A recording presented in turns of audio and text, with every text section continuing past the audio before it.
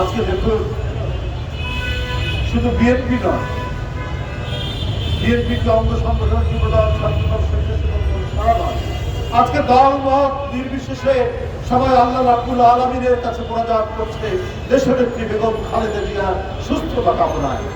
এমনকি যারা বিএনপির অনেকেই সমালোচনা করছে, তারা দেশনেত্রী বেগম খালেদা জিয়ার প্রতি গভীর শ্রদ্ধা প্রদর্শন করে তার দীর্ঘায়ু কামনা করছে, সুস্থতা কামনা করছে।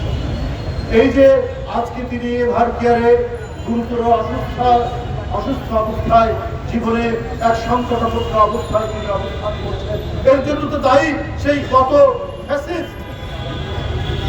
তার মতো একজন মহিলা যার কিছুই প্রমাণ করতে পারেনি, তাকে কারাগারের মধ্যে, সে কারাগার নতুন কোনো কারাগার বা বিল্ডিং ভবন সেখানে ছিল না, 200 বছরের প্রাচীন কারাগার, সিমেন্ট খুলে পড়ে, ছাদ থেকে বালি খসে পড়ে, তার কেবল চোখে অপারেশন হয়েছে, ওই চোখের মধ্যে ওই বালিগুলা পড়ে, বিপীড়ন নির্যাতনের কত মাত্রা, কত ভয়াবহ ডাইমেনশন আমরা সেদিন দেখেছি, যেটা বেগম জিয়ার উপর ঘটানো হয়েছিল সেই ফ্যাসিবাদী সরকার হাসিনা সরকারের কাছে।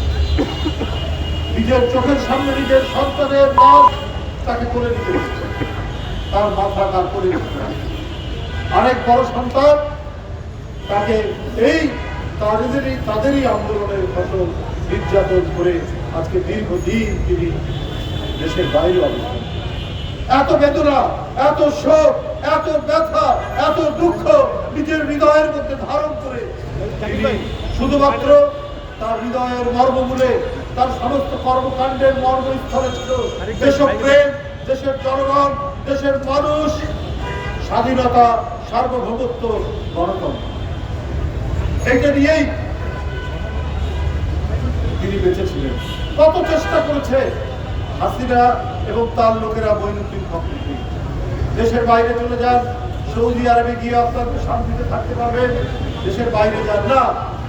সত্যিকারের যদি জনগণের এবং দেশপ্রেমিক মানুষ হয়, সে তো নিজের লোককে ছেড়ে যেতে পারে না, জনগণকে ছেড়ে যেতে পারে না।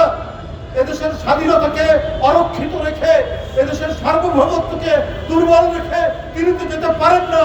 অত রক্তচক্ষুকে উপেক্ষা করে বেগম জিয়া এই দেশেই থেকেছে, বিন্দু মাত্র তাকে হাসিনা আর তার দোসররা টানাতে পারে না।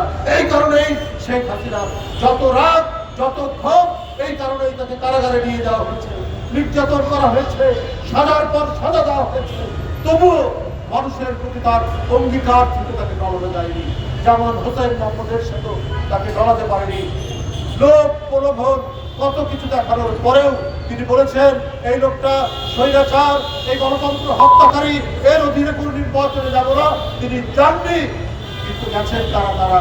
আমি নতুন করে আর তাদের নাম বলতে চাই না।